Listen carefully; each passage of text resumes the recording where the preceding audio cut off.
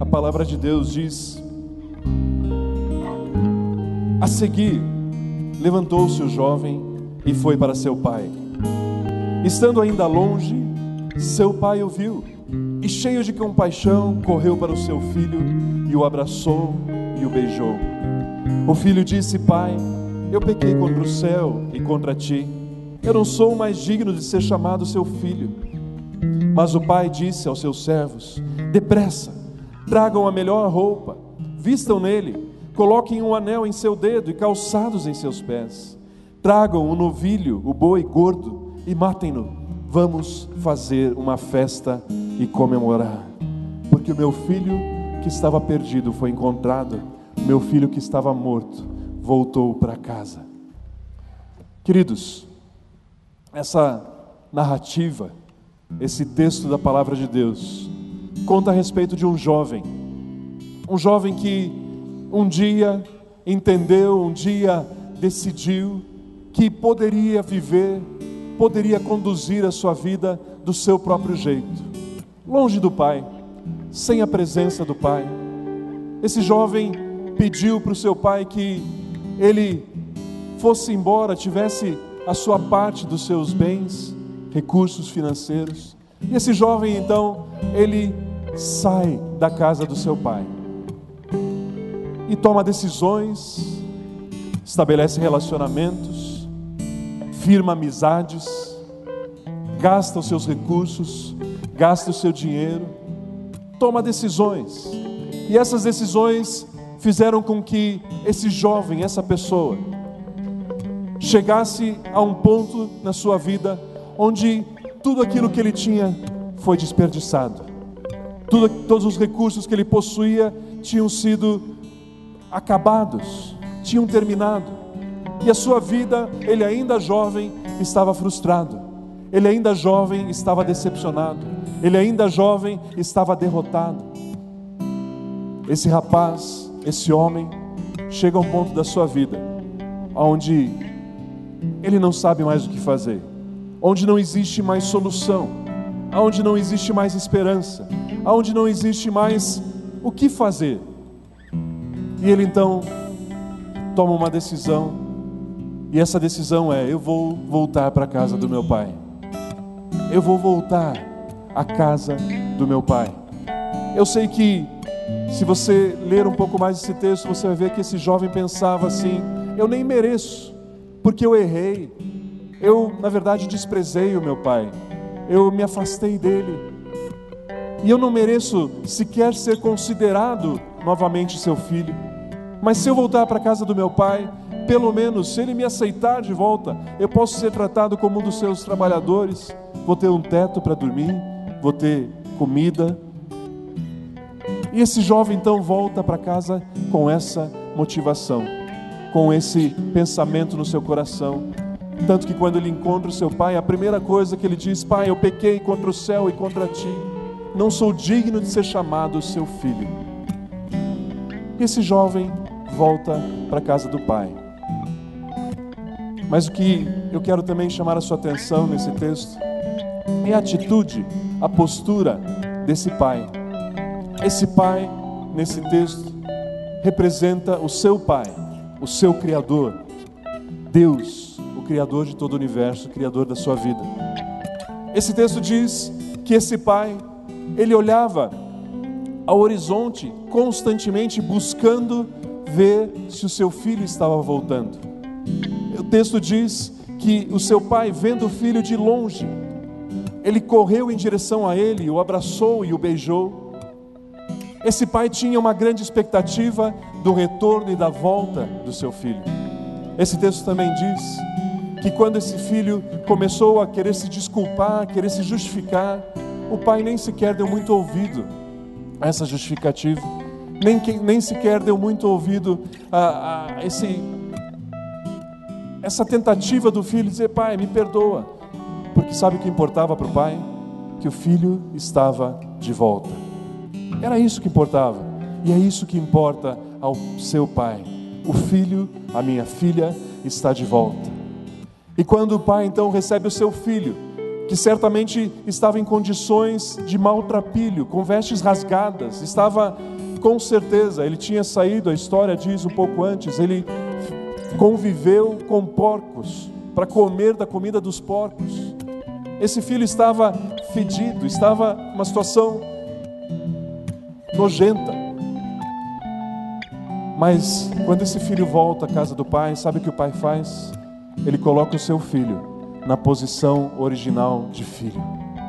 Ele diz aos servos: peguem a melhor roupa e vistam nele. Coloquem novamente o anel significa autoridade, e coloquem nele. Coloquem sandálias nos seus pés. Vamos colocar o meu filho no lugar que ele nunca devia ter saído. O que eu quero dizer com tudo isso? Queridos, eu não conheço você, eu não sei a sua história, eu não sei se você tem estado na casa do Pai, eu não sei se você está na casa do seu Criador, na sua vida, no seu dia a dia, eu não sei se a sua vida pertence a Jesus, eu não sei aonde está, que situação, quais são as circunstâncias que envolvem a sua vida, mas eu sei que o Pai está neste lugar, nessa noite, e independente da sua história, das suas decisões, dos seus atos, das suas falhas, das circunstâncias que levaram a você estar onde você está agora, o Pai está de olho se você está voltando para casa. O Pai está olhando para o horizonte dizendo: é hoje que o meu filho volta, é hoje que a minha filha volta, é hoje que eu novamente vou poder ter relacionamento com Deus. E talvez você diga: mas Tom, eu nunca tive relacionamento com Deus. Do que você está falando? O teu Criador, Ele criou você, foi Ele que te fez. Um dia você esteve na mão dEle, e Ele espera que você tome a decisão de voltar para casa e para a mão dEle. Ele quer restabelecer, Ele quer colocar você do lugar de onde você nunca devia ter saído. Ele quer colocar você numa posição de honra. Talvez as circunstâncias tenham humilhado você. Talvez a história, as suas decisões, a sua vida tenha levado você a uma situação onde você também diga: não sei mais o que fazer, não sei mais que decisão tomar, eu cansei de viver desse jeito. O seu Pai está com a mão estendida para hoje mudar a sua história. E eu quero perguntar a você: você quer estender a sua mão em direção à mão dEle? Você quer hoje nova esperança na sua vida? Você quer hoje que seja mudado esse sentimento de dúvida no seu coração, esse sentimento de incerteza no seu coração, esse sentimento até de desespero no seu coração, por uma nova esperança? Você quer tirar essa angústia e receber a paz do Senhor Jesus? Você quer entregar a sua vida a Ele e dizer: Jesus, governa a minha vida, do seu jeito certamente é melhor do que o meu, eu já aprendi que do meu jeito não dá certo. Você quer isso? Você quer paz? Você quer saúde? Você quer vida abundante? Você quer uma nova vida a partir de hoje? Se você deseja entregar a sua vida a Jesus, eu gostaria de orar com você. Eu quero pedir uma grande gentileza, que você fizesse um sinal, que você levantasse uma das suas mãos dizendo: Jesus, eu quero que o Senhor entre na minha vida hoje. Eu quero voltar, Pai, para a sua casa. Eu quero voltar, Deus, para o lugar de onde eu nunca deveria ter saído. Você que está aqui hoje e deseja entregar a sua vida a Jesus, levante uma das suas mãos, nós queremos orar por você. Glória a Deus, estou vendo a sua mão. Quem mais? Glória a Deus, eu vi a sua mão aqui, ali a moça, ali é outra moça. Glória a Deus, estou vendo lá atrás também. Quem mais? Quem mais? Aqui estou vendo também de verde, lá atrás estou vendo também de morena. Glória a Deus pela sua vida. Estou vendo ali também a moça, aqui, glória a Deus, aqui na frente, aleluia. Ali também estou vendo, lá atrás, mais uma pessoa, glória a Deus, aqui na frente, glória a Deus. Aqui a senhora, estou vendo ali, estou vendo também a sua mão erguida. Quem mais? Ali mais, rapaz, estou vendo você. Quem mais hoje? Hoje, Jesus te trouxe a este lugar para mudar a sua vida. Estou vendo de branco lá, glória a Deus pela sua vida. Aqui estou vendo, glória a Deus, glória a Deus. Hoje é dia de salvação, hoje é dia de uma nova história. Glória a Deus, estou vendo ali. Hoje é dia de você voltar à casa do seu Pai. Seu Pai está olhando e Ele está correndo agora na sua direção para te abraçar e te beijar. Glória a Deus. Quem mais? Quem mais deseja hoje? Ali, glória a Deus, glória a Deus. Hoje é o dia da mudança da sua história. Eu já vi ali. Hoje é o dia em que Deus muda a sua história. Você quer ter uma nova história escrita? Glória a Deus, glória a Deus. Você quer hoje começar uma nova história? Uma história não mais de descida. Sabe isso? Aquela história que dia após dia você está decrescendo, mas hoje Deus começa uma história na sua vida, onde você cresce, onde você avança, onde você vai em direção à sua vontade. Mais alguém gostaria de tomar essa decisão? Aleluia, aleluia. Eu quero pedir, já vi ali, quero pedir mais uma gentileza a cada um de vocês que levantaram as suas mãos. Venha aqui à frente. Eu vou precisar da ajuda de alguns coordenadores também para recepcionar as pessoas.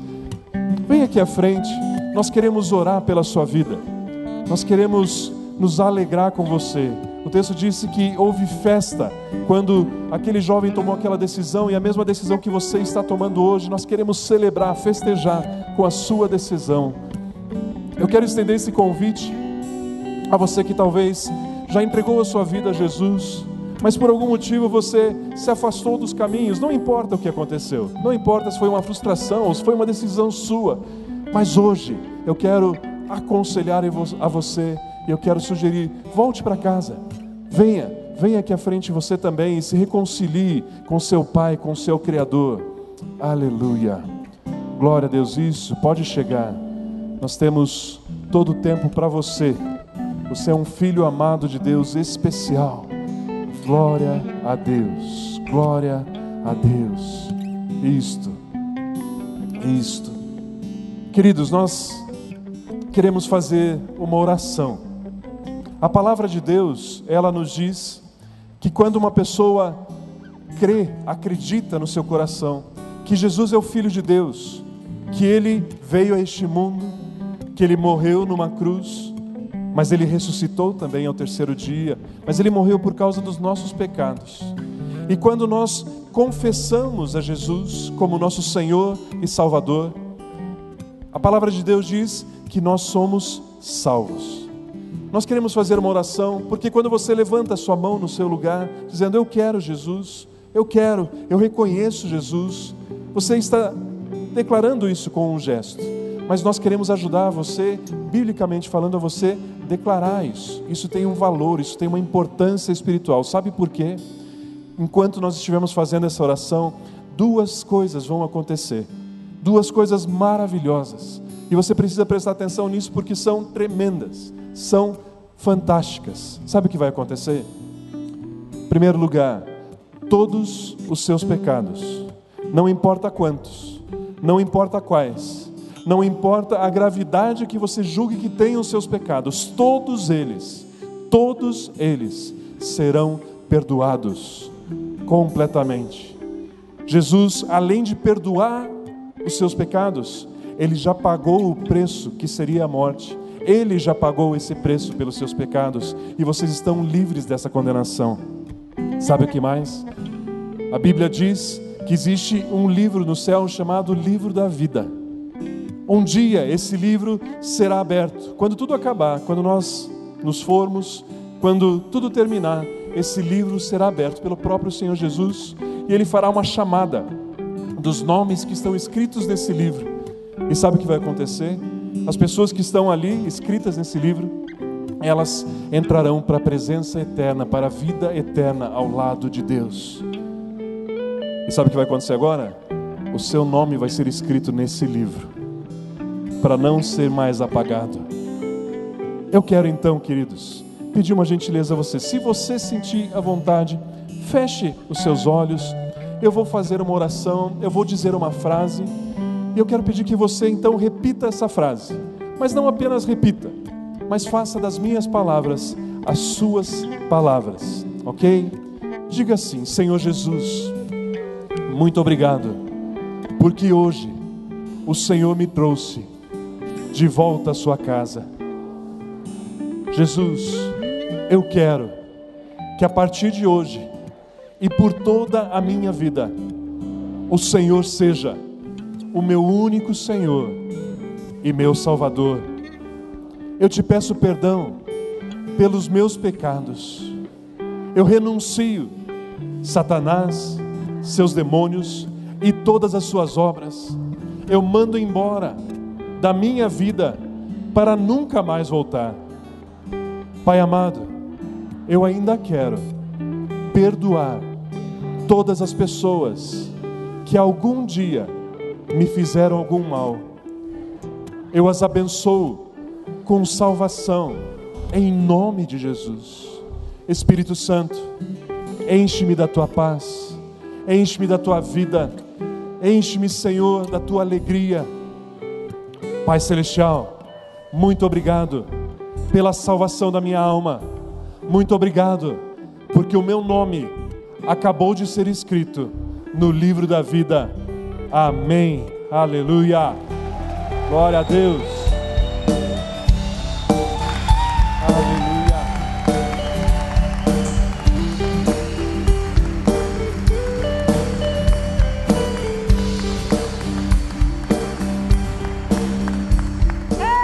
Aleluia. Eu quero pedir uma gentileza a vocês que vieram aqui à frente. Vira um pouquinho de costas para mim. Olhe um pouquinho para a igreja. Pessoas lindas querem dizer algo para pessoas lindas. A igreja quer dizer assim: nós amamos cada um de vocês. Sejam muito bem-vindos à família de Deus.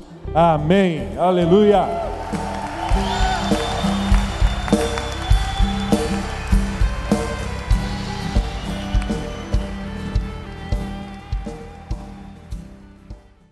Aleluia.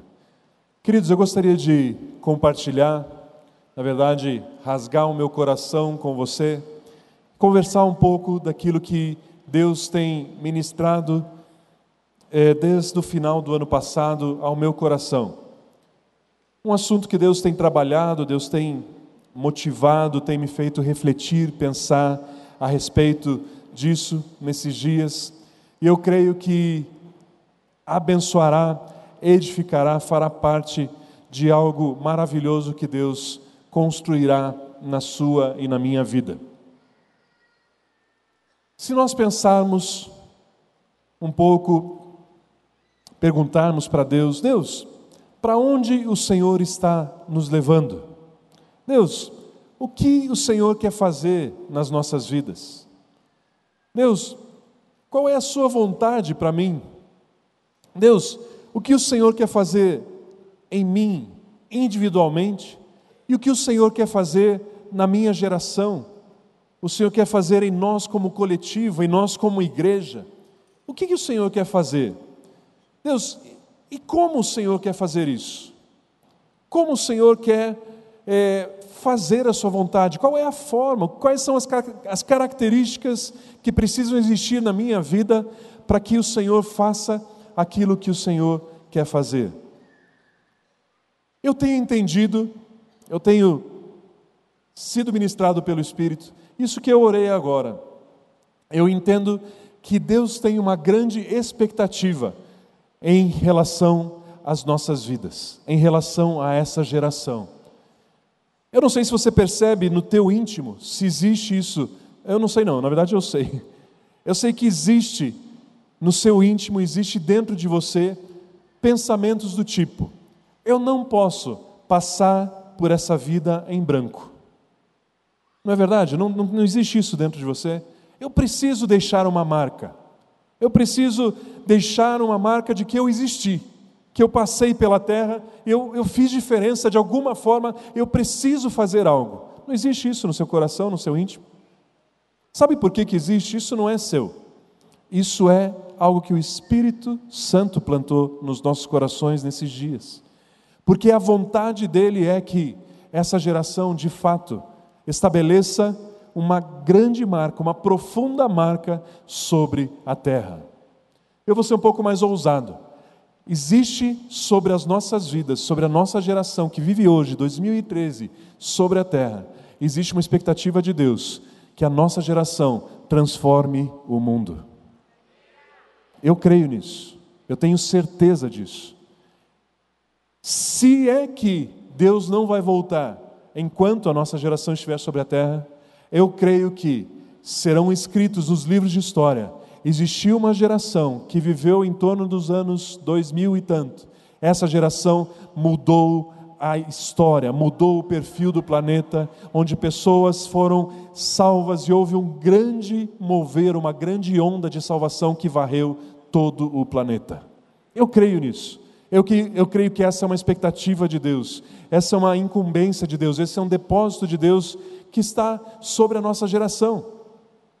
Mas, aí eu, crendo nisso, eu pergunto: Deus, mas se nós continuarmos, se essa geração continuar fazendo aquilo que ela está fazendo, se a nossa geração continuar com a mesma prática, as mesmas atitudes, as mesmas decisões, ela vai alcançar esse resultado?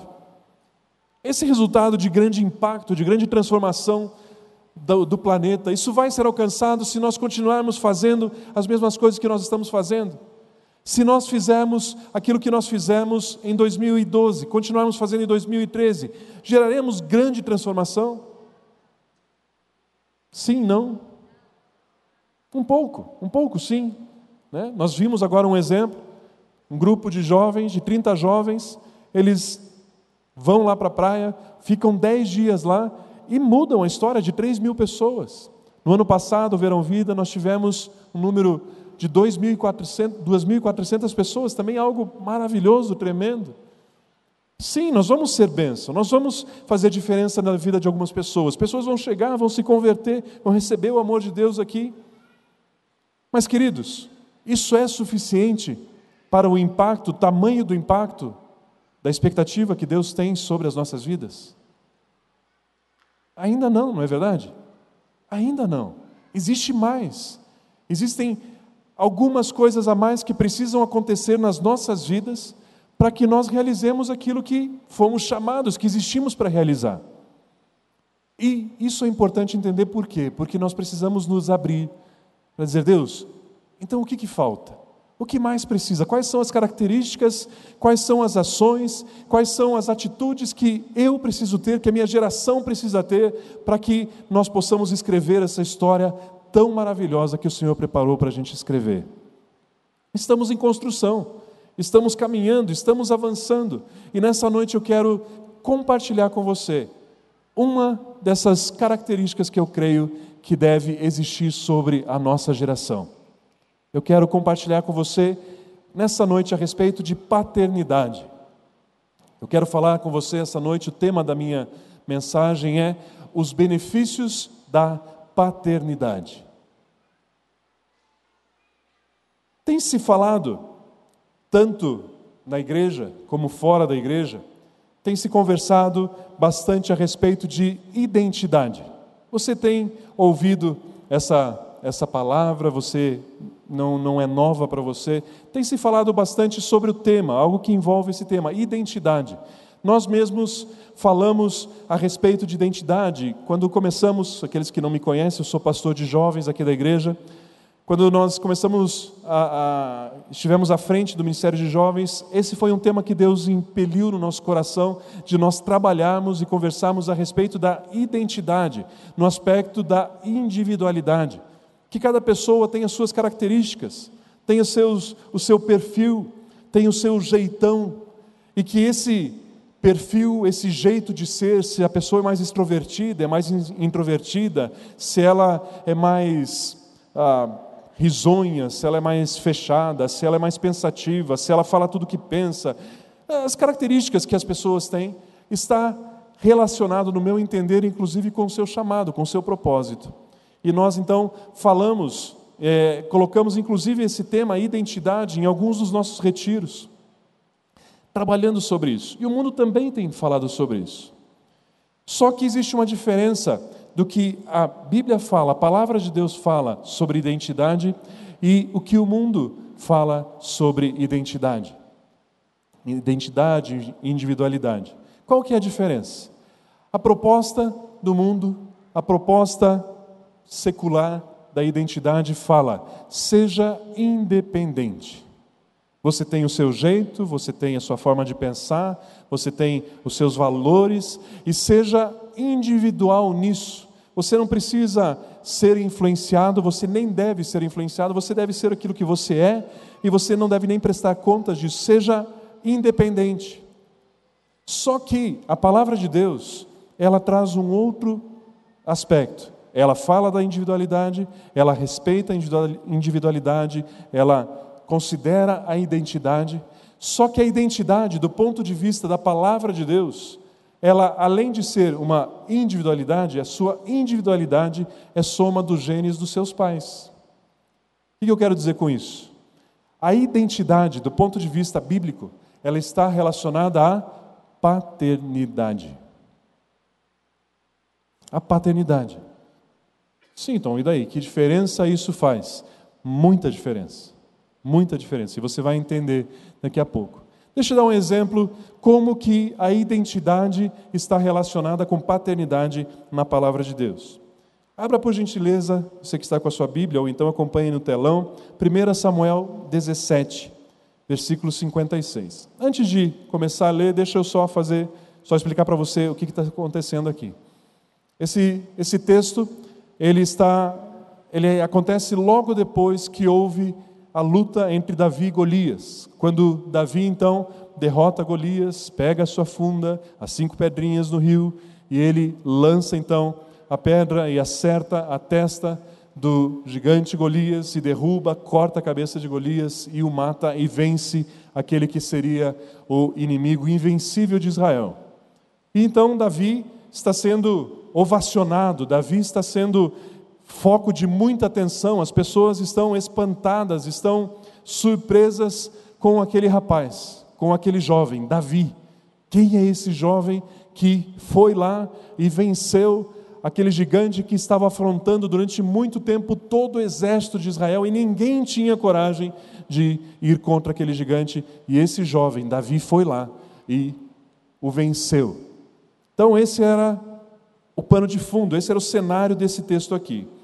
1 Samuel 17:56 diz assim: Então o rei Saul ordenou a Abner: descubra quem é o pai dele. Logo que Davi voltou, depois de ter matado o filisteu, Abner levou-o perante Saul. Davi ainda segurava a cabeça de Golias. E Saul perguntou: de quem você é filho, meu jovem? Respondeu Davi: eu sou o filho do teu servo Jessé, de Belém. Agora, pense comigo. Às vezes a gente lê e simplesmente engole com farofa tudo que a gente lê. Agora pensa comigo um pouquinho. Davi tinha lutado contra Golias, executado a vitória mais memorável, que seria a vitória mais comentada do exército de Israel sobre o inimigo. Seria a história que mais se falaria de uma grande vitória que Israel teve contra um inimigo que era imbatível. Então Davi está sendo o foco de todas as atenções. Davi, todo mundo quer saber quem é Davi, quem é esse rapaz, aonde ele foi treinado. E ele chega diante de Saul com um pequeno detalhe, um pequeno adereço na sua mão, uma cabeça de um gigante. O texto diz isso, que ele chegou ali e ele veio ainda com a cabeça de Golias na presença de Saul. E Saul pergunta o quê? Quem é seu pai? Saul não podia perguntar: rapaz, você trouxe a cabeça do indivíduo? Onde que você foi treinado? Quem é você? Podia fazer tantas perguntas para Davi, mas a pergunta que Saul fez foi: quem é seu pai? Quem é seu pai? Eu quero saber quem é o seu pai, qual é a sua identidade, da onde você vem. E Davi, ele não reluta em nenhum momento em responder e diz exatamente isso: eu sou o filho do teu servo Jessé, o belemita, servo de Jessé de Belém. Olha um outro exemplo sobre essa questão de identidade e paternidade. Gênesis 32:9. Aqui nós vemos Jacó orando, conversando com Deus. E como que Jacó se apresenta a Deus quando vai orar? Ele diz: então Jacó orou e disse: ó Deus de meu pai Abraão, Deus de meu pai Isaque, o Senhor que me disseste: volte para a sua terra, para os seus parentes, e eu o farei prosperar. Jacó chega diante de Deus, começa a falar com Deus, mas ele, como se precisasse lembrar a Deus de quem ele era, ele diz: Deus do meu pai Abraão, Deus do meu pai Isaque. Percebe como a identidade se relaciona com paternidade? Se você verificar na sua Bíblia, se você ler um pouco, você vai ver inúmeros outros exemplos onde povos se apresentam e mostram a sua identidade com filiação. O povo chega diante do rei e diz: nós somos filhos de Judá. O povo de Israel muitas vezes disse: nós somos filhos de Abrão, de Isaque, Jacó. Tantas e tantas vezes você vê que a identidade de um personagem bíblico ou de um povo era estabelecido pela sua paternidade. Bom, por que é isso importante? Porque a paternidade, ela traz benefícios. A paternidade traz consigo bens, ela traz riquezas, que nós só temos se nós reconhecemos essa paternidade. Nós temos conversado com o ministério, batido um papo, e nós temos entendido que nós estamos vivendo um tempo de restauração. Nós estamos entrando em um tempo de restauração. Mas não é um tempo de restauração, especificamente nós, Comunhão Cristã, não é um tempo de restauração da paternidade em si, mas é um tempo de restauração da sujeição à paternidade. Eu não sei se você já consegue entender isso, eu acho que daqui a pouco você vai entender. É interessante que quando nós olhamos a história do filho pródigo, que inclusive foi essa que nós utilizamos no momento do apelo aqui, essa história conta a postura, o perfil de dois filhos que esse pai tinha. O pai tinha um filho que resolveu ir embora, pediu a sua parte dos bens e resolveu tentar a sua vida do seu próprio jeito. E existia um outro filho que ficou em casa, mas que também não usufruiu da paternidade como devia. Esse outro filho permaneceu ali, mas ele não viveu se relacionando com o seu pai da forma que seria saudável. São dois perfis, dois tipos de filhos, mas me faz entender o seguinte: existe um terceiro perfil. Existe uma terceira forma de um filho lidar com o pai, que não está descrita nem no primeiro exemplo e nem no segundo. Existe um filho que se relaciona com seu pai de uma forma saudável e tem, então, os benefícios dessa paternidade. E esse é o desejo do meu coração, que nós possamos receber na nossa vida. Temos essa postura de um filho que sabe se relacionar com a sua paternidade. Então eu gostaria de falar a respeito de 4 benefícios. 4 benefícios da paternidade, quando nós estamos sujeitos à paternidade. Primeiro benefício, para você que está anotando, é o benefício da proteção. Benefício da proteção. Queridos, vamos lá, vamos pensar juntos aqui. Um pai que quer proteger o seu filho. O pai que quer cuidar do seu filho. Qual que é uma das principais ações que o pai tem para cuidar do seu filho? Deixa eu colocar um exemplo aqui. Nós estávamos ali em Guaratuba, no Verão Vida, e nós nos alojamos, nós ficamos dormindo em uma escola municipal. Num dia, a diretora dessa escola, ela veio almoçar conosco, e junto com seu esposo, que era um bombeiro. Eu não sei se você sabe, mas a principal atividade de um bombeiro em Guaratuba é ser salva-vidas. Eles ficam ali na beira da praia, atendem os chamados de socorro e tal.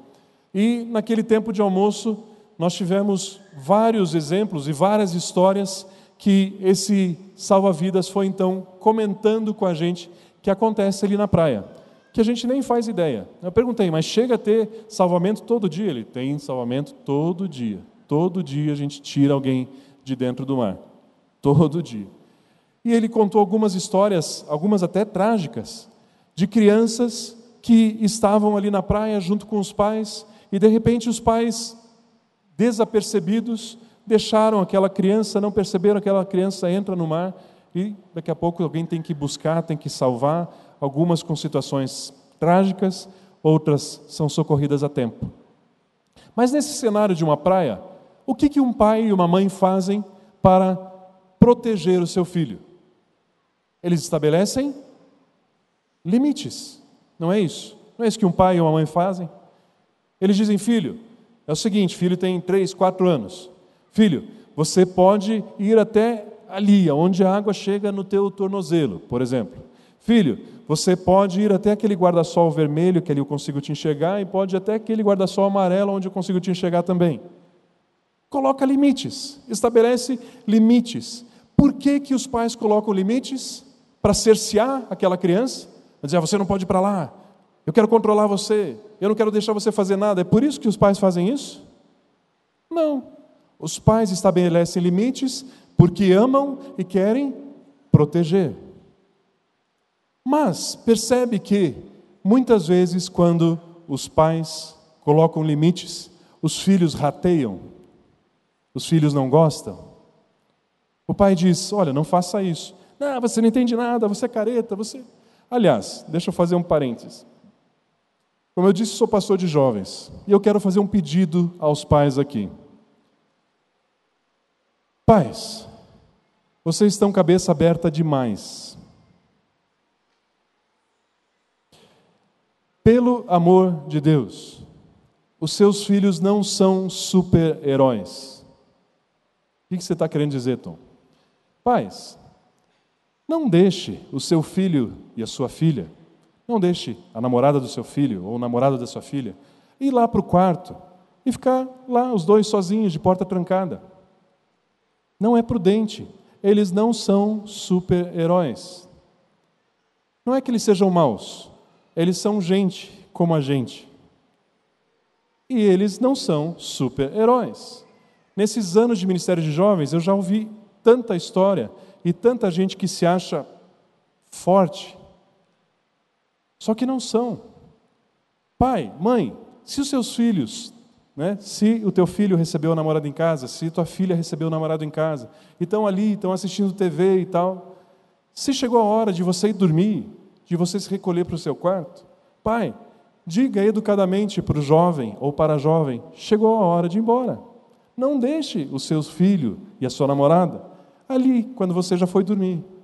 Seja prudente, pai. Você precisa estabelecer limites, porque você ama o seu filho. Porque senão nós vamos ouvir histórias que nós ouvimos vez após vez, porque foi dado liberdade demais. Os jovens devem estar me odiando agora. Mas por que eu digo isso até como pai dos jovens? Eles precisam de limites, por amor e não por cerceamento, para o bem deles. Pais, nós precisamos nos atentar para nosso papel, para nossa função. Parênteses fechados. Como que o pai faz então para proteger o filho? O que o pai faz para proteger o filho? Coloca limites. Ele diz: isso é bom, isso não é bom, faça isso, não faça aquilo. Quer ver um exemplo?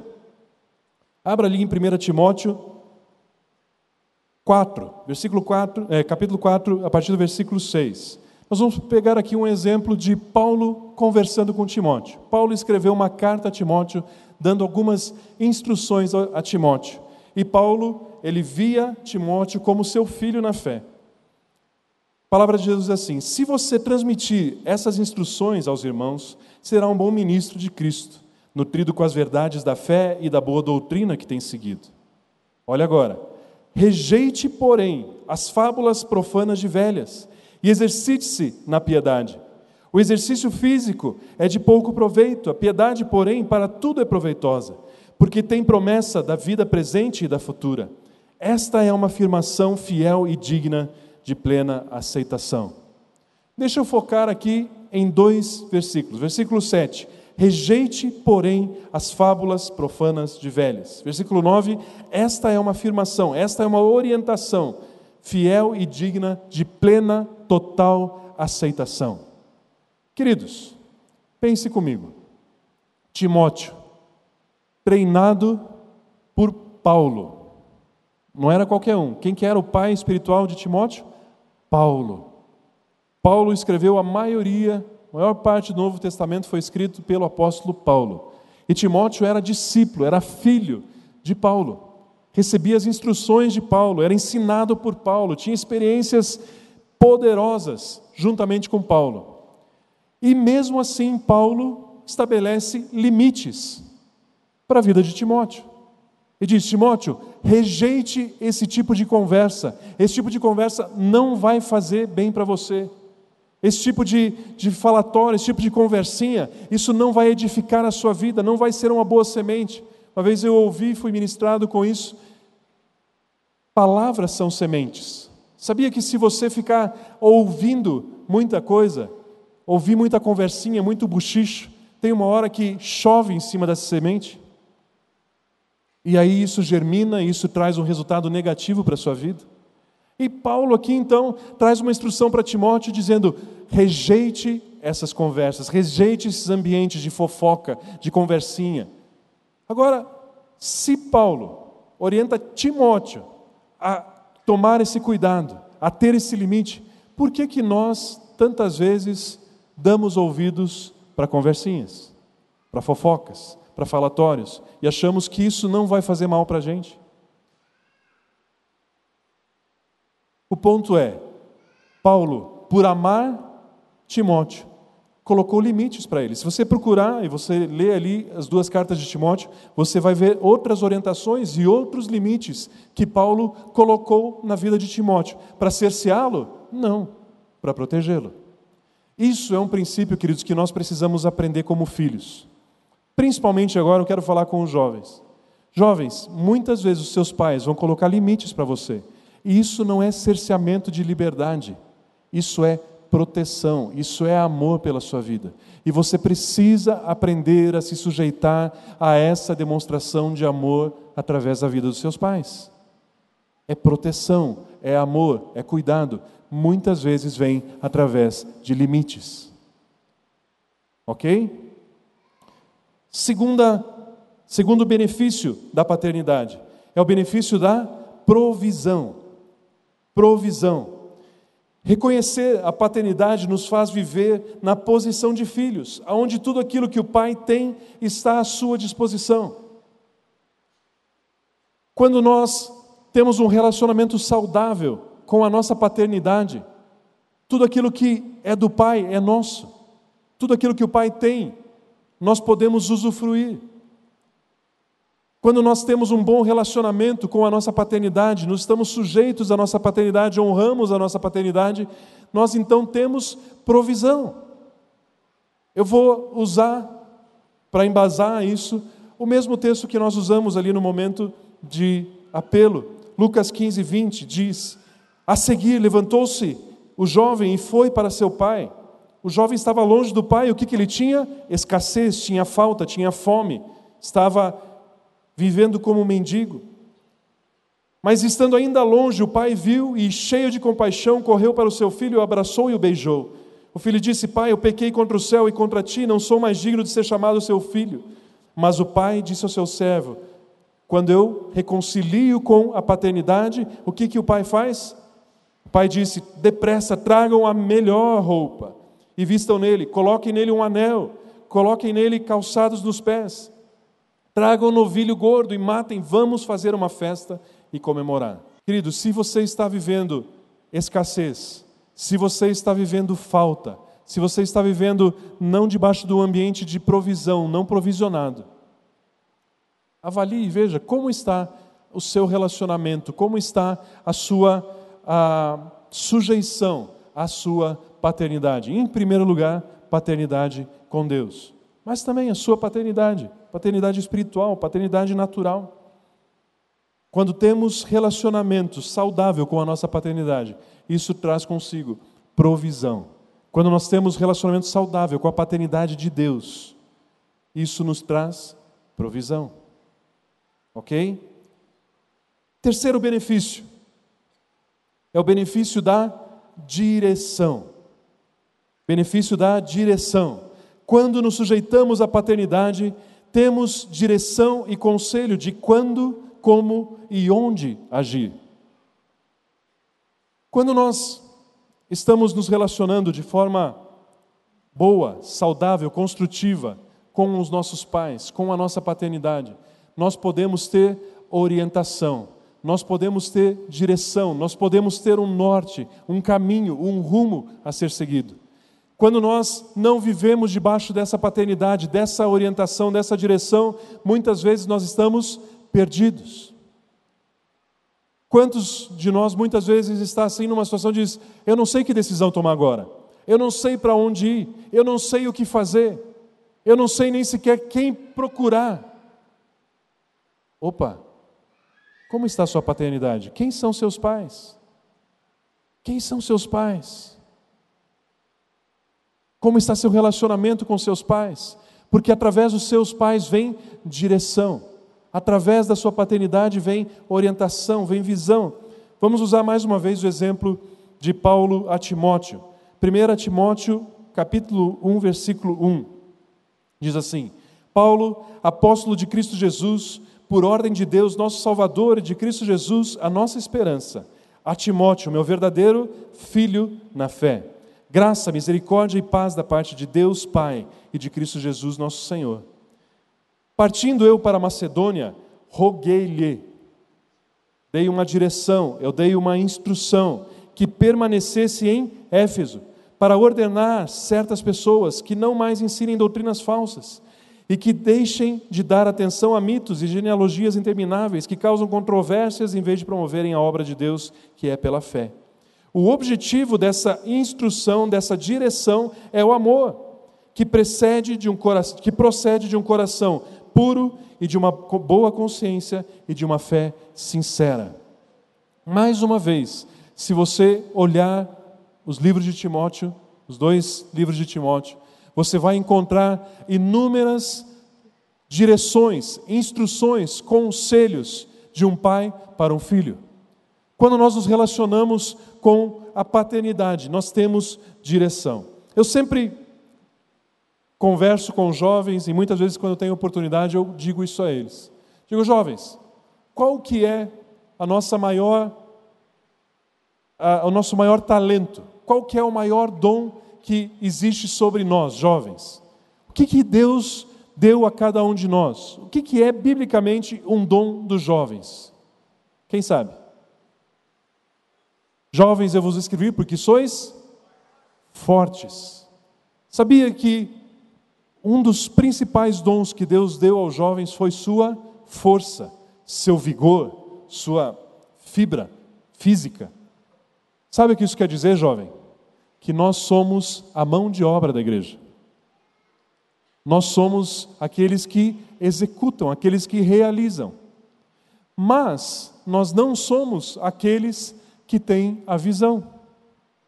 Nós não somos aqueles que têm a direção. Nós precisamos dos nossos pais para isso. Os pais nos dizem o que fazer. Os pais nos instruem. Os pais nos direcionam e nós executamos. Assim que deve ser em uma família. Assim que deve ser o relacionamento em uma igreja. Os pais entendem de Deus qual é a direção, para onde deve se seguir, quais são os projetos que devem se realizar. E os filhos, que têm a força, eles então executam. Dessa forma existe um relacionamento saudável. Mas o que acontece hoje? Como eu disse no começo, a mensagem que o mundo diz é independência. Seja independente. Seja independente. O que nós temos hoje é uma geração altamente crítica. É uma geração questionadora.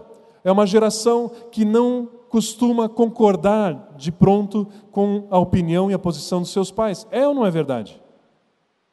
Jovens, não é verdade? Nós não temos sido assim? Sim ou não? Vamos lá, né? Nós somos muitas vezes assim. Nós questionamos, eu não concordo com isso, eu acho que não é assim, eu não penso dessa forma, eu acho que meu pai está errado, eu acho que meu pai não está vendo o contexto inteiro, eu acho que tem outra forma de fazer, eu acho que ele falou comigo de uma forma errada, e nós discordamos e nós questionamos. O problema é que quando nós discordamos e nós questionamos, nós não nos sujeitamos à paternidade. E aí esse relacionamento não é bom. E daí o que o jovem tenta ter? Visão. O jovem tenta ter, o filho tenta ter a direção. Só que o filho não tem a experiência. E aí ele tenta realizar em cima da sua decisão, em cima da sua direção, da visão que ele achou que deveria seguir, e o resultado é fracasso. Na vontade de Deus é que exista um bom relacionamento de pais e filhos, onde os pais orientam os filhos e os filhos seguem com confiança e alegria a orientação dos pais. Isso é o que Deus quer, essa é a vontade de Deus. Quando pais agem fora disso, não dando instrução, não dando direção, isso é ruim. E quando os filhos se revoltam e questionam e não concordam com a orientação dos pais, isso também não é bom. Isso foge da vontade de Deus. Por que é bom ouvir o pai? Porque o pai conhece o filho. O pai conhece as suas forças e o pai conhece as suas fraquezas. O pai conhece aquilo que o filho suporta, mas também conhece o que derruba o filho. Por isso é aconselhável ouvir a instrução do pai. Porque o pai vai dizer para o filho: filho, faça isso, execute esse projeto, porque eu sei que você tem capacidade de fazer. Filho, esse outro projeto acho que não é bom para você, porque você pode falhar no meio do caminho. O pai, ele conhece o filho, e por isso é aconselhável ouvir o conselho dos pais. Algo importante também, o pai, ele não está em competição com o filho. Ouça isso, o pai não está competindo com o filho. Pelo contrário, o pai quer que o filho vá mais longe do que ele mesmo. Você já pensou nisso? Quando você questiona a sua paternidade, você diz: não, ele está errado, eu não concordo, eu penso que não é assim. Você já pensou que a instrução do seu pai, ela não compete com você? A instrução do seu pai é para seu benefício. Nós podemos dizer que o pai, ele é altruísta, ele quer levar o filho mais longe do que ele mesmo foi.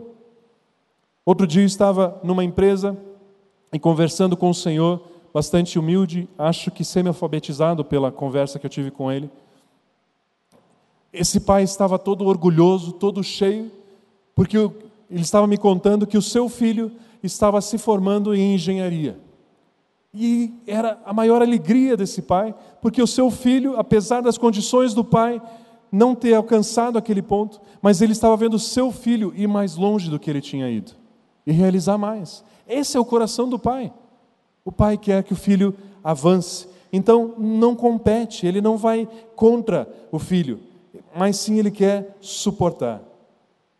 E uma observação que eu entendo que, assim como só se tem autoridade aquele que está sujeito à autoridade, eu entendo que só exerce uma boa paternidade aquele que está sujeito à paternidade.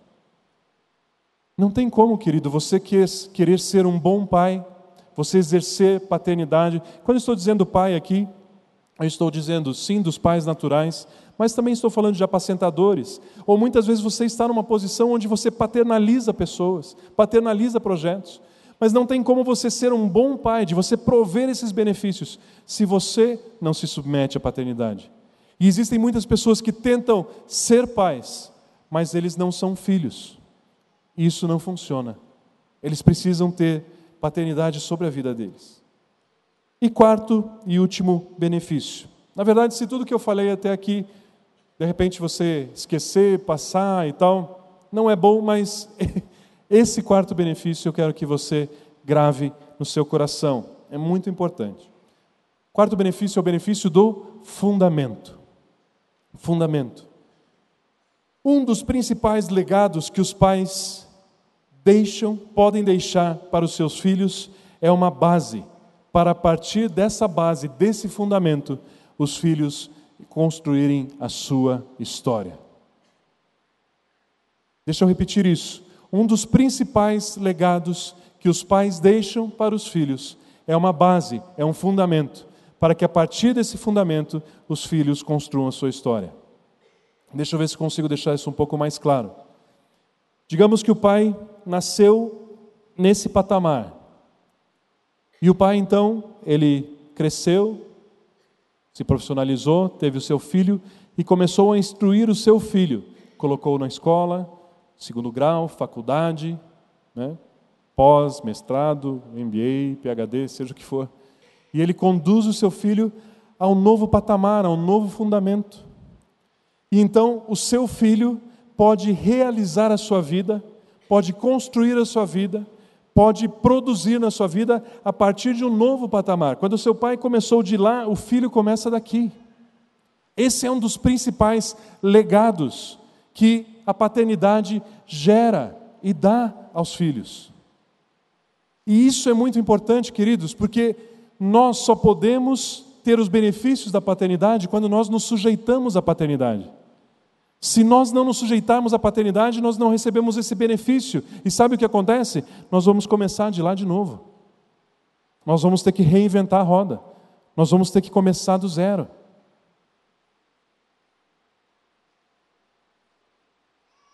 Veja um outro exemplo bíblico aqui que fala a respeito de fundamentos. 2 Reis 2:8.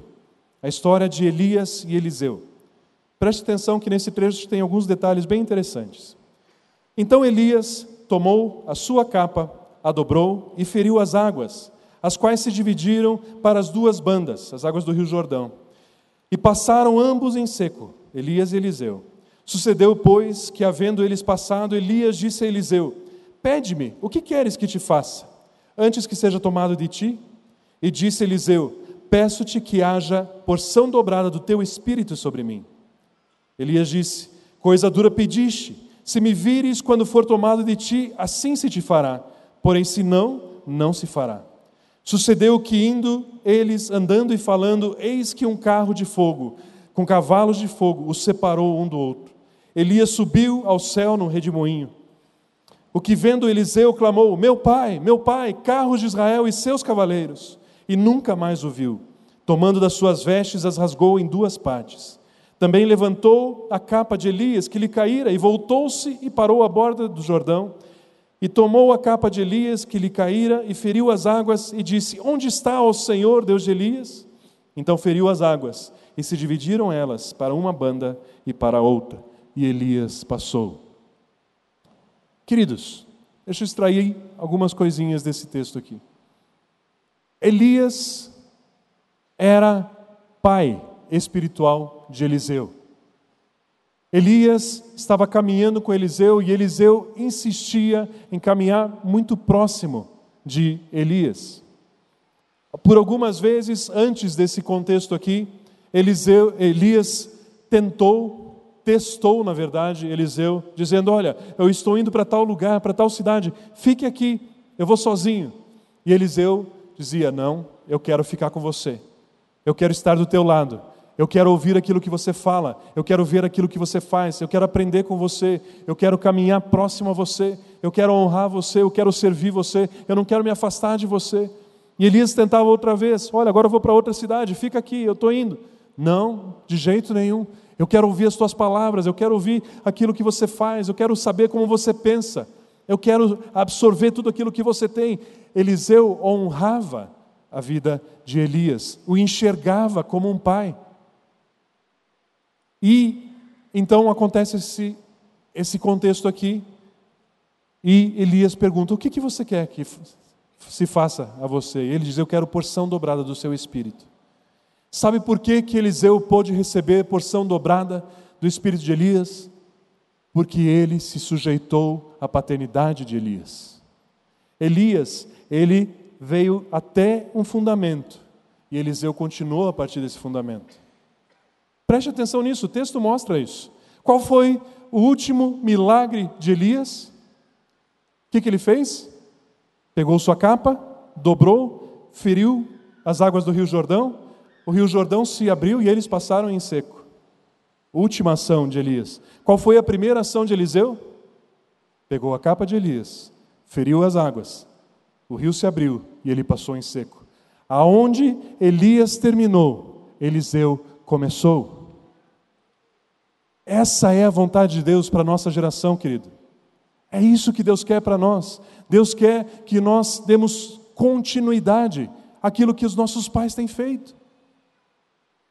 Eu ouvi uma mensagem que me chamou bastante atenção, e a primeiro momento o pregador trouxe um pensamento que me chocou, e ele disse: Deus não está levantando uma nova geração, Deus não quer levantar uma nova geração. E aquilo no primeiro momento me chocou, porque tantas vezes nós declaramos isso e falamos e oramos, dizendo: Deus está levantando uma nova geração. Jovens, vocês vão realizar algo novo. Jovens, nós somos uma nova geração, que vamos fazer aquilo que as outras gerações não fizeram.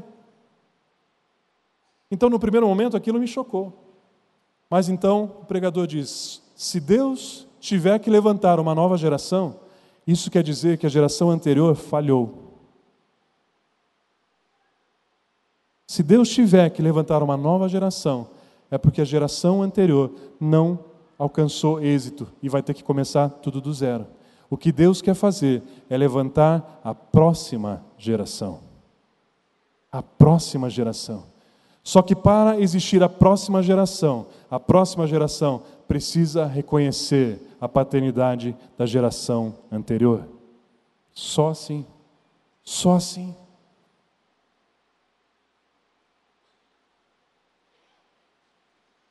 Para concluir, Malaquias 4:6. A palavra diz assim: e ele converterá o coração dos pais aos filhos, e o coração dos filhos aos pais, para que não venha e fira a terra com maldição. Esse texto aqui foi talvez o primeiro texto que Deus marcou a minha vida quando eu assumi o Ministério de Jovens. Deus me falou: Tom, perceba esse texto, estude um pouco esse texto. Existe uma sequência de fatos aqui. Em primeiro lugar, o coração do pai se converte ao filho. Depois, o coração do filho se converte ao pai. Deus estava me instruindo naquele momento: Tom, primeiro você precisa ter o teu coração convertido aos jovens. Você não deve se impor. Você não deve impor aquilo que você pensa, aquilo que está na tua cabeça, a vida deles. Você deve sim olhar o coração deles e ver o que eu quero para a vida deles. E você deve ser uma ferramenta, um instrumento para que eles cresçam, para que eles cheguem ao meu propósito para a vida deles. Você deve ter o teu coração convertido a eles. Depois você vai perceber que o coração deles se converte a você, se convertem à sua paternidade. E foi um aprendizado.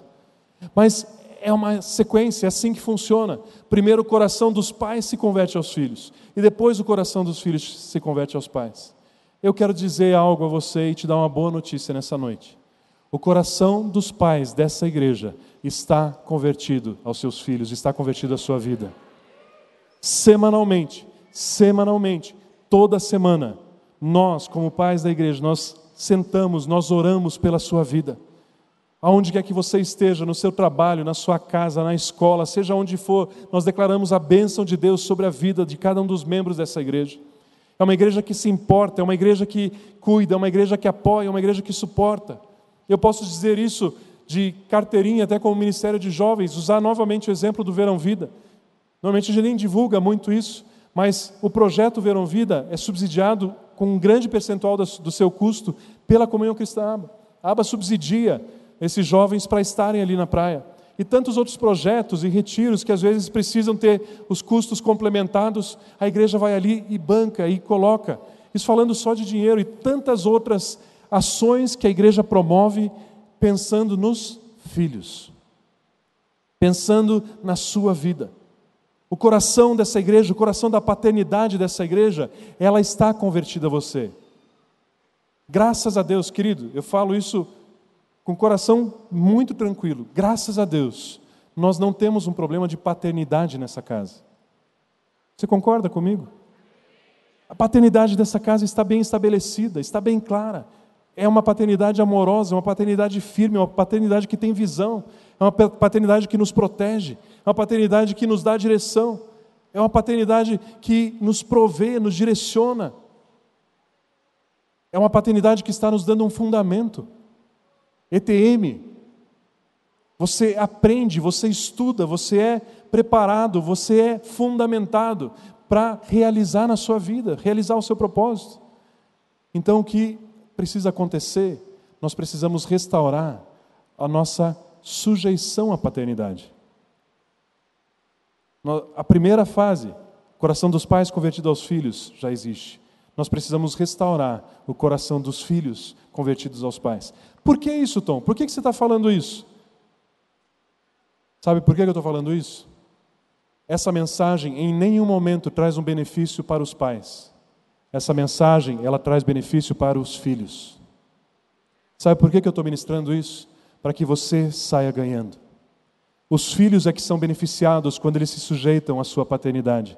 Os filhos que saem ganhando quando eles reconhecem e honram a sua paternidade. Se os filhos não honram a sua paternidade, eles fazem o quê? Começam de novo. Eles têm que reescrever a história. Mas se o filho reconhece sua paternidade, ele pode subir no trampolim e alçar voos maiores do que seus pais fizeram. E é isso que Deus tem para as nossas vidas. E lembra que eu comecei falando, Deus, qual é a característica? O que nós precisamos fazer, o que tem que ser diferente em nós, para nós alcançarmos a história que o Senhor quer que a gente escreva? Esse é um ponto, nós precisamos reconhecer a nossa paternidade, porque daí nós não vamos começar de novo, nós vamos começar a realizar a partir de onde nossos pais estão nos deixando. E eu, então, pergunto a você, para concluir, pergunto a você, você como pai, você que tem uma função paterna, seja pai, naturalmente falando, seja apacentador, seja pastor, como está a sua paternidade? Você está provendo esses benefícios? Através de você, os seus filhos estão recebendo esses benefícios? Apacentador de grupo familiar, como você encara o seu grupo familiar? Como pai ou como tutor, como professor? Sabia que existe diferença? A Bíblia fala dos aios e fala de pais. Os aios são instrutores, são tutores, são professores. Mas pai vai mais fundo. Pai é mais completo, pai é mais amoroso. Como você, apacentador, olha para o seu grupo familiar? Como pai? E você, como apacentador, você tem provido isso? Proteção, provisão, fundamento, direção. Eu quero incentivar aos apacentadores que estão aqui, esse ano, coloque esse desafio no seu coração. Seja pai no seu grupo familiar. Olhe suas ovelhas como filhos, converta o seu coração a eles. Você vai experimentar um novo relacionamento, um novo ambiente no seu grupo familiar. Você vai ver isso. Como tem sido isso? Você como pai, você tem provido isso aos seus filhos? Você tem sustentado eles? Você tem sido um promotor de um novo fundamento para a vida deles? Fica essa pergunta. Uma outra pergunta. Como você tem se relacionado com a paternidade de Deus? Ela em primeiro lugar. Como você se relaciona com a paternidade de Deus? Deixa eu confessar algo para vocês. Eu tenho o costume de ser bastante honesto e franco com Deus. E tem horas que eu tenho algumas brigas. Tem horas que eu tenho algumas guerras com Deus. Eu falo, Deus, eu não te entendo. Por que o Senhor faz assim? Deus, se o Senhor fez assim, assim, assim, por que agora o Senhor faz desse jeito? Eu não compreendo o Senhor, eu não entendo o Senhor. Eu fico numa briga com Ele. E sabe o que eu descobri? Isso, por um lado, é bom. Porque é bom ser honesto com Deus. É bom você rasgar o teu coração para Deus. Mas, por outro lado, a gente tem que saber ser curado disso também. Ontem, eu fui ouvir uma mensagem que eu gosto bastante de ouvir. Ouço algumas vezes. E essa mensagem, ela me chamou a atenção em algo que eu não tinha percebido ainda. E a pessoa disse ali, sabe uma das coisas que separa o nosso coração, nossa intimidade de Deus? É quando nós temos uma ofensa no nosso coração em relação a Deus. Como assim? Quando você, exatamente esse sentimento que eu expus aqui, quando você discute, briga com Deus, diz, Deus, eu não te entendo. Eu não te entendo, por que o Senhor faz assim? O exemplo, inclusive, que a pessoa usa é, Deus, eu não entendo o Senhor. O Senhor é tão poderoso, o Senhor pode fazer qualquer coisa. Por que então que coisas ruins acontecem? Por que então que o Senhor não dá um jeito de aquela catástrofe não acontecer? Olhando para os nossos dias, né? Fazendo um trocadilho aqui, por que o Rio de Janeiro, em todo janeiro, vira um rio? Né? Inunda aquela cidade, é chuva e tragédias acontecem ali. Deus, o Senhor podia colocar sua mão e intervir ali, por que o Senhor não faz? Isso gera, você não tem de vez em quando essa pergunta? Já não ouviu alguém fazer uma pergunta desse tipo para você? E qual que é o ponto? Existe resposta para isso? Nós não sabemos. Deus, o Senhor é soberano. Eu lembro que em 2001, eu estava no meio de iniciando um projeto profissional juntamente com meu pai, e meu pai faleceu. De repente, pum, uma semana passou mal, foi para o hospital, em uma semana faleceu. E eu não entendi. Naquele momento, graças a Deus, o Espírito Santo me tocou, e o que me tranquilizou foi: Deus é soberano. Um dia eu vou entender, hoje eu não entendo, mas quer saber, eu não quero entender. Mas aí então essa pregadora, ela diz: sabe o que nós devemos fazer quando nós temos essa ofensa no nosso coração? Nós precisamos tomar uma decisão. Deus, eu quero o Senhor mais do que as respostas. Pai, eu quero a Ti mais do que as respostas. Um dia eu vou chegar na Tua presença e nós vamos conversar alguns assuntos. Mas enquanto esse dia não chegar, Deus, eu não vou permitir que essa ofensa no meu coração me impeça de relacionar contigo. E aí eu te pergunto, como você tem se relacionado com seu pai?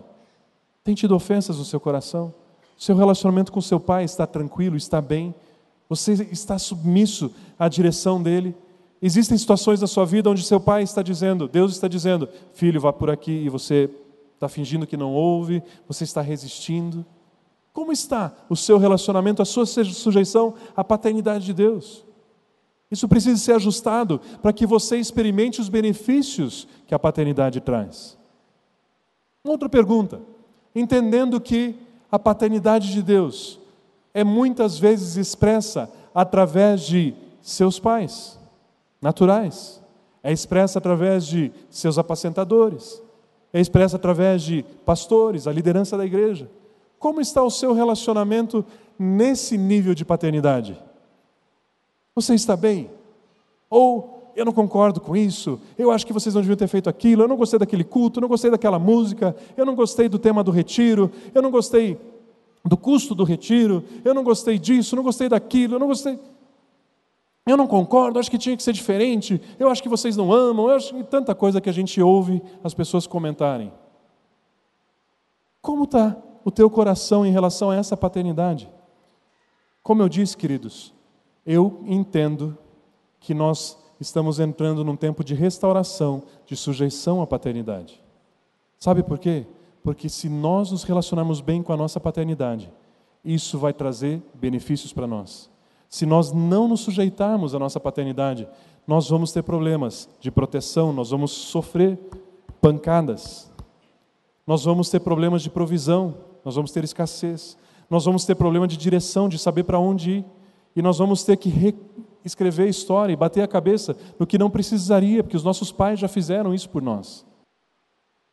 Queridos, por um tempo, a paternidade se impõe. Mas quando crescemos, a decisão de submeter a paternidade é nossa. Eu tenho 2 filhos, um de 7 e um de 12. Hoje é um tempo onde eles não têm opção. Eu sou o pai deles e eu protejo, eu trago a provisão, eu trago a direção, eu levo a vida deles, conduzo a vida deles, eu e minha esposa. A paternidade é meio que imposta, é obrigatória, eles não têm opção. Mas vai chegar um momento onde a decisão é deles, se eles vão querer ouvir ou não vão querer ouvir. Hoje, ele querendo ou não querendo ouvir, ele vai fazer. Mas vai chegar o dia onde eles vão decidir, quero ouvir ou não quero ouvir. E nós estamos vivendo aqui, a maioria de nós estamos vivendo já nesse segundo momento, onde nós decidimos, nós vamos nos sujeitar a essa paternidade ou não. E tudo aquilo que eu falei hoje é para que você tome essa decisão. Eu quero esses benefícios, eu quero os benefícios da paternidade, só tem um caminho. Eu preciso decidir me sujeitar e honrar a minha paternidade. A boa notícia é que a paternidade que existe sobre a sua vida, principalmente falando dessa igreja, é uma paternidade saudável, que você pode confiar. Uma paternidade que está submissa à paternidade de Deus, em primeiro lugar. Último versículo, Salmo 127, 4. O texto diz: como flechas na mão do valente, assim são os filhos da mocidade. Só quero ilustrar para você o que eu entendo que esse texto está dizendo. Como flechas na mão do valente, como flechas na mão do pai, assim são os filhos da mocidade. O pai ele trilha a sua vida, ele caminha a sua vida, ele conquista as suas vitórias, ele estabelece projetos, ele vai desenvolvendo a sua história, até um dia que chegou o fim da sua história. E aí então, ele vai na sua aljava pegar o seu filho, a sua flecha, para lançar o seu filho aonde ele não pode ir, aonde ele não vai chegar.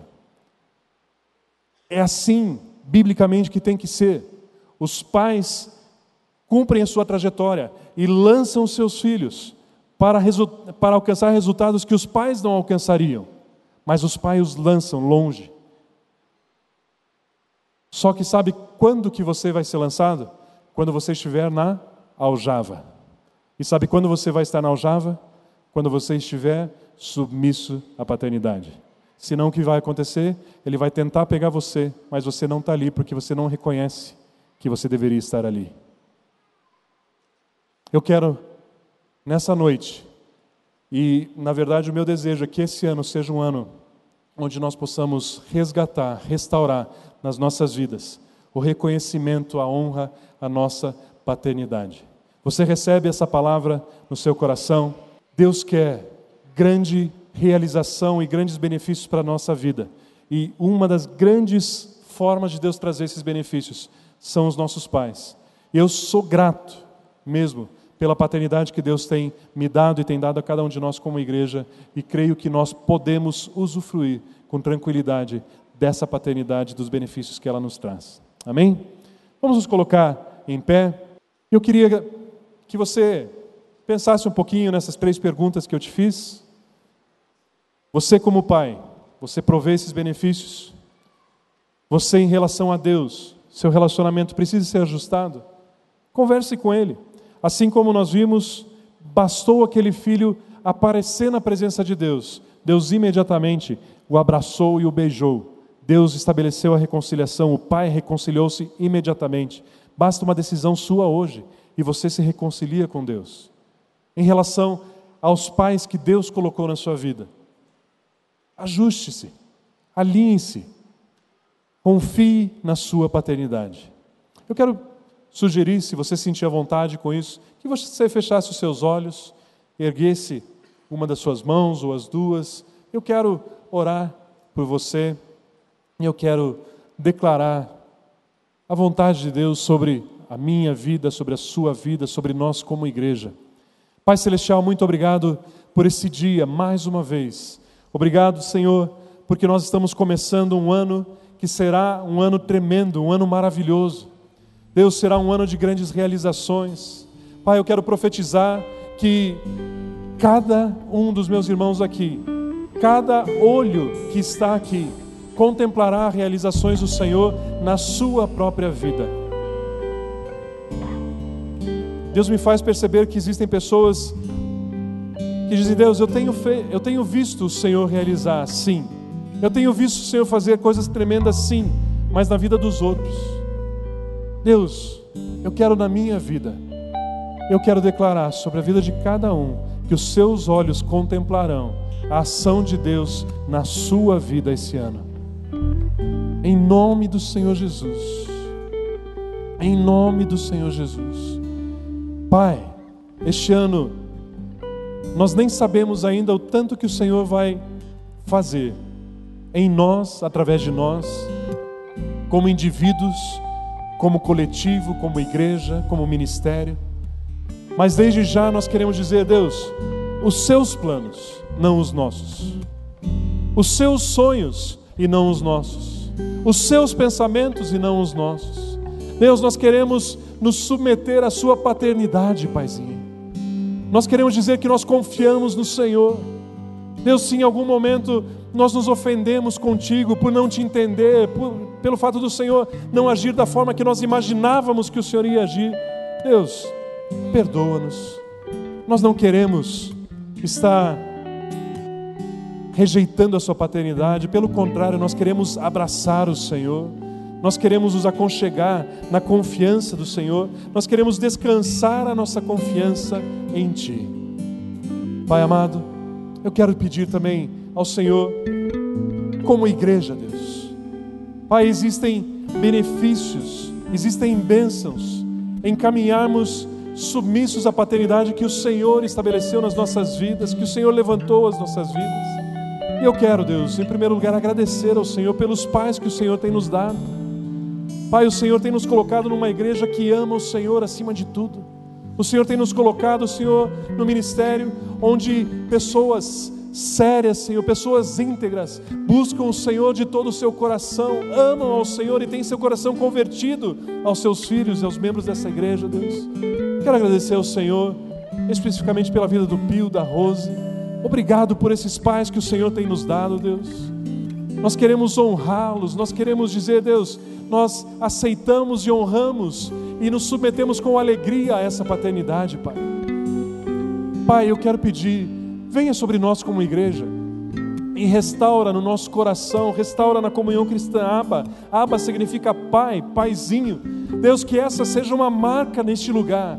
Filhos que amam os pais.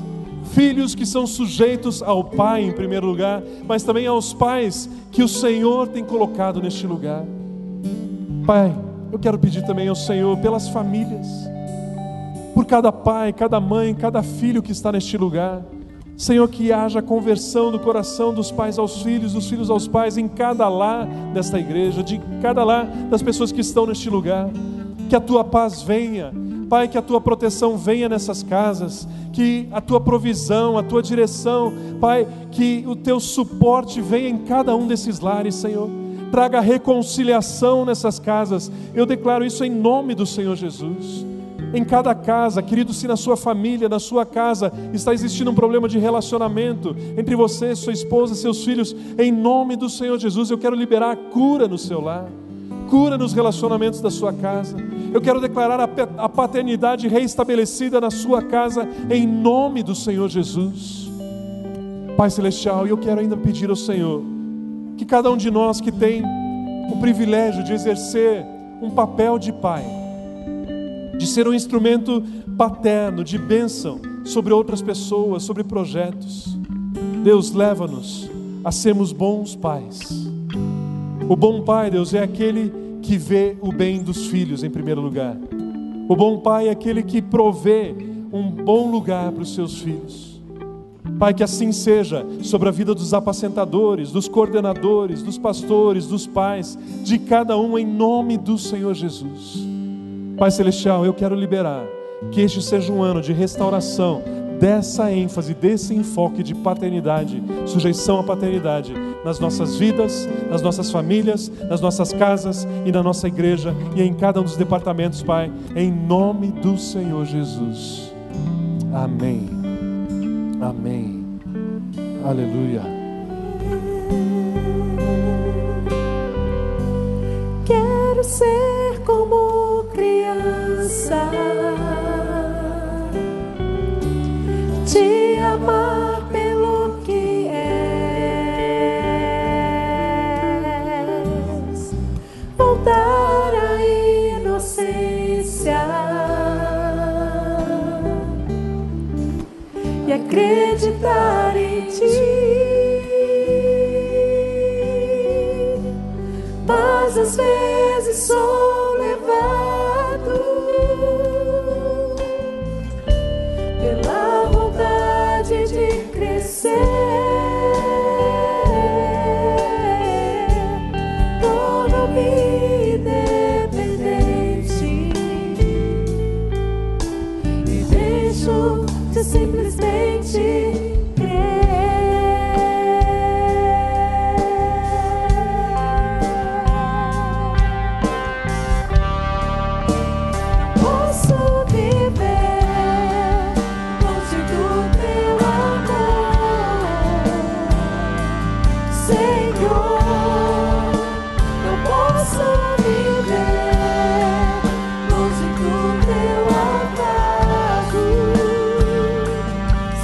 Senhor.